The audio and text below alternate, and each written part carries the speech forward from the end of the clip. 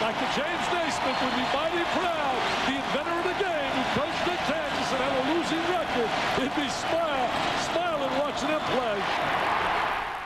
Naismith might have invented it, at least on Monday night against Missouri. It looked like Kansas perfected it. Right. They were unbelievable. And, Andy, every year people start going, oh, Kansas, and here comes the tournament and all of the past history. Maybe a little different this time around? It really is. And actually, believe it or not, when I was there in October talking to them in the preseason, the players said they actually didn't feel any added pressure, added expectations that they had to win the Big 12 or get to the Final Four this season. They were actually a lot more loose than they had been in other previous preseasons, especially for the three juniors. But Roy Williams, even though he didn't feel the pressure, he always knew that this team could be one of his best. Are you serious? That's a coach's dream. That's unselfish basketball. He learned that under Dean Smith, the Michelangelo, Roy Williams, a Rolls Royce in the coaching fraternity. Is this team as good or maybe better than the 97 team? I don't think we're at that level of 97 team, but I'm hoping that we can get there because that was a great team and very similar to this team because of the kind of kids they were. I mean, every day at practice, I mean, they work their tails off. Even when I get upset with them, it's only for 3 or 4 minutes. Where would you put Drew Gooden in terms of his improvement from sophomore to junior season in terms of elevating his game? He's worked so hard.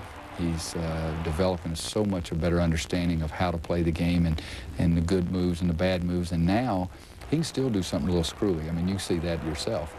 But now, as soon as he does it, he realizes himself. He doesn't have to have me explain what he should have done or shouldn't have done. And I think if you're getting that acknowledgement that quickly before long, he's going to understand it before he does it. You may or may not want to hear this, but Kirk Heinrich, NBA scouts love him. How about his elevation from freshman to sophomore to junior season? You know, Kirk is the kind of kid that works extremely hard every day. I've never had to say, Kirk, come on, you got to play a little harder. I mean, I can say you got to make a better decision or don't make a silly foul or something like that. But at the same time, he's a youngster that in the summer makes a decision, talks to me, talks to his dad about what he can improve on, and works extremely hard to improve in those areas. He's a tremendous basketball player. If you're a basketball person and don't like Kirk Heinrich, there's something wrong with you. Naismith's name on the court, that's probably not going to change. They're not going to change Allen Fieldhouse.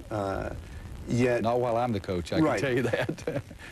But yet you had to feel as appreciated as any coach could the day that you decided to stay here. Is that true? You know, it was a feeling of relief because it's the worst 7 days of my life. I don't want to be too dramatic, but it's exactly the way I felt. But, you know, the students weren't here, and yet people started calling saying they wanted to come to the press conference, so they moved it to the football stadium, and then they decided that, you know, they're going to put it up on the video jumbotron or whatever it is at the end of the stadium, and 16,000 people showed up, and I was dumbfounded. I really was. I mean, school wasn't in session, and for those kind of things to happen, it shows the love that people have for Kansas basketball, and there's probably a little love there for Roy Williams that I truly appreciate, too. I know you don't think about it now, but was there ever a hint of regret when you made that decision? No, I don't think so. I mean, it's a decision that I'll never get over. I mean, it was, I wanted to coach both places.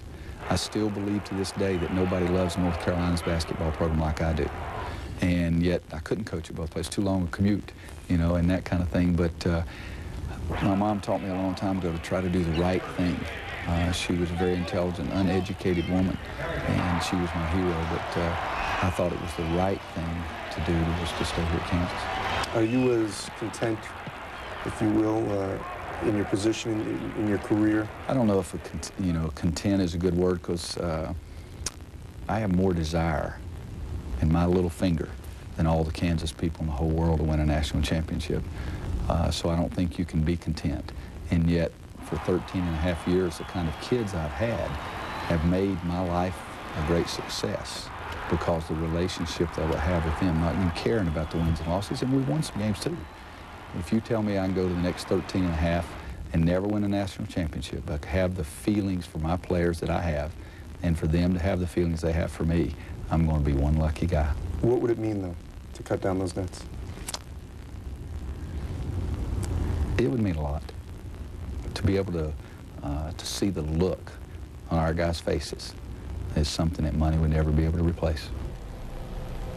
Well, they're on their way, and when they lost that season opener in Maui to Ball State, Roy Williams said that he thought that they could use that game basically as a crutch because they cramped up at the end. When they lost to UCLA, he told the team in the locker room afterwards that they flat out got beat. But Kansas showed its resiliency when they came back 2 days later on the road and beat Oklahoma State.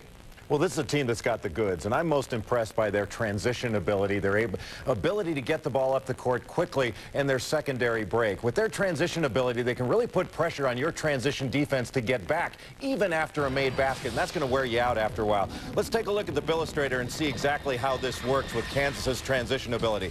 Watch here. When the shot goes up, all 5 guys are going to the defensive board. The possession is not over until there's a score or until you get a defensive rebound. Now, Missouri scores here. Kansas gets the ball out of bounds quickly, and Kirk Heinrich gets the ball. He passes ahead so well. Look at his vision. He is looking straight up court while his teammates sprint to the other end.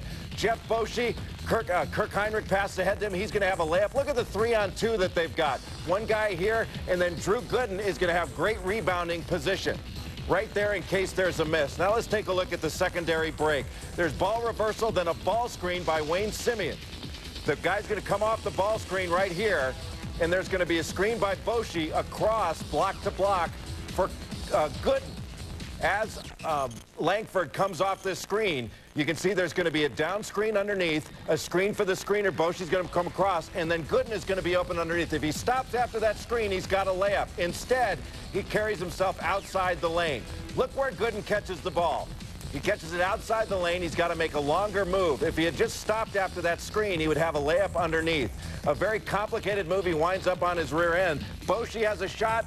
He makes the extra pass. He puts it out to Heinrich. Heinrich is going to can this three-point shot. And Kirk Heinrich, one of the best guards in America, and frankly, I think he may be the best guard not named Williams in college basketball. This guy has everything you would want in a guard. He is competitive, he's tough, he is extraordinarily fast, and he can really push the ball up court. And I'm telling you, their ability to get the ball from one end to the other, not just 1 or 2 of them, but all 5 of them, that may be the difference, including their balance in them winning a national championship. The Billustrator continues to amaze me because I wasn't sure Drew Gooden had made a mistake this year from the way I've seen him play. He's been absolutely, he might be the best player not named Jason Williams. That's he right. might be the best overall. He's had a terrific season for sure. Still